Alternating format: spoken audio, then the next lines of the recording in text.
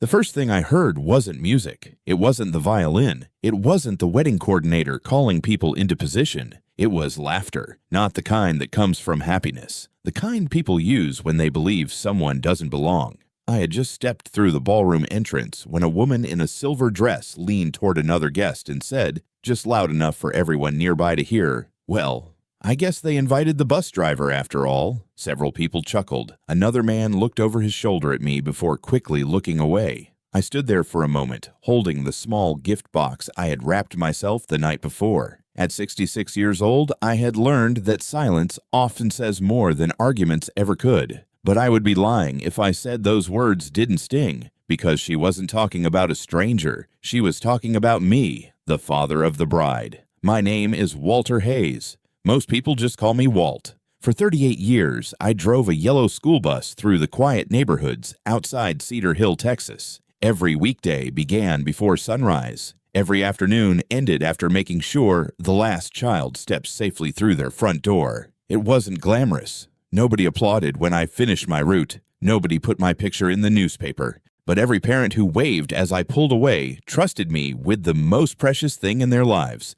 I never forgot that. Neither did my late wife. Emily used to tell me, a person's paycheck tells you what they earn. Their character tells you what they're worth. She believed that with every fiber of her being. She passed away 7 years ago after a long battle with pancreatic cancer. Not a single morning has passed without me wishing she were still sitting across the breakfast table. She left me with one promise. Take care of our little girl. I promised. And I intended to keep that promise for the rest of my life. That little girl wasn't little anymore. Charlotte Hayes, 31 years old, a successful architect, brilliant, kind, patient, the sort of person who remembered birthdays without needing reminders and somehow always knew when someone needed encouragement before they said a word. She had inherited Emily's heart and, unfortunately, my stubbornness. She met Daniel Mercer 3 years earlier while redesigning an elementary school damaged by a tornado. Daniel was intelligent, ambitious, and remarkably respectful, at least toward us. Toward everyone else, well, that depended on who was watching. His family was another story. The Mercers had money. Old money, the kind that quietly owns half the downtown buildings without ever putting their name on them. His father, Richard Mercer, ran a commercial investment company that specialized in buying struggling businesses. His mother, Evelyn, chaired charity galas and appeared in society magazines more often than local politicians. Everything about them looked polished, perfect, measured. Their smiles never reached their eyes. The first time I met them, Evelyn looked around my modest ranch house with polite curiosity. She complimented the furniture, asked whether I had always enjoyed country living. Then she glanced at the framed photograph hanging above my fireplace. It showed me beside my school bus after completing 35 years of service. Hundreds of children had signed the side of the bus with colorful markers before the district retired it. She studied the picture for a second, then smiled. How charming. 3 words, spoken kindly, delivered like pity. Emily would have noticed immediately. I ignored it. Charlotte loved Daniel. That was enough for me. Or at least I tried convincing myself it was. Over the next year, little things began adding up. Dinner conversations always drifted toward investments, vacation homes, private clubs, stock portfolios. Whenever someone asked about my life, the subject changed within seconds. No one ever asked about the children I'd driven, the snowstorms, the mornings I stayed late helping frightened kindergarten students who cried because it was their first day of school. Those stories had no place at their table. I wasn't embarrassed by my life, not even a little, but they clearly were.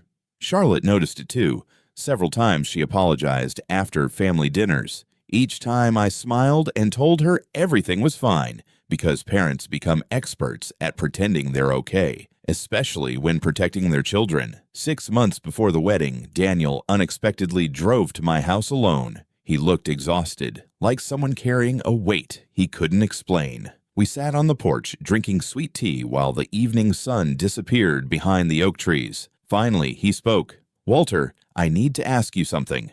I nodded. "Do you think money changes people?" It wasn't the question I expected. I thought for a long moment before answering. "Money doesn't change character, son. It magnifies it." He stared into his glass, didn't say another word for nearly 5 minutes. Then he thanked me and left. I didn't understand why that conversation mattered. Not then. Looking back, it mattered more than almost anything else. The wedding weekend arrived faster than anyone expected. The ceremony was being held at one of the most luxurious hotels in Dallas. Crystal chandeliers, imported marble floors, fresh flowers flown in from Colombia. Every detail had been planned with military precision. Charlotte wanted something simple. The Mercers wanted something unforgettable. Guess which side won? I checked into my room Friday afternoon. The receptionist smiled warmly after recognizing my name. "Mr. Hayes, your daughter asked us to make sure you're comfortable. She left a note for you." She handed me a cream-colored envelope. Inside was a handwritten message. "Dad, thank you for teaching me that kindness is something you practice, not something you purchase. No matter what happens tomorrow, I love you." I read it 3 times, then folded it carefully and slipped it into my jacket pocket. It's still there today. The next evening, dressed in the only tailored suit I had ever owned, I walked into the ballroom and heard that comment. Well, I guess they invited the bus driver after all. I almost turned around. Truthfully, one foot had already started moving toward the exit. Then I heard another voice, soft, calm, certain. "Dad." Charlotte had somehow crossed the crowded ballroom without anyone noticing. She took my hand, smiled exactly the way her mother used to, then leaned close enough that only I could hear her. "Please trust me just until tonight is over." I looked into my daughter's eyes. She wasn't nervous. She wasn't afraid. She knew something no one else in that ballroom knew. Not the Mercers, not the guests, not even me. And somehow, the next few hours would change every single person's life in that room.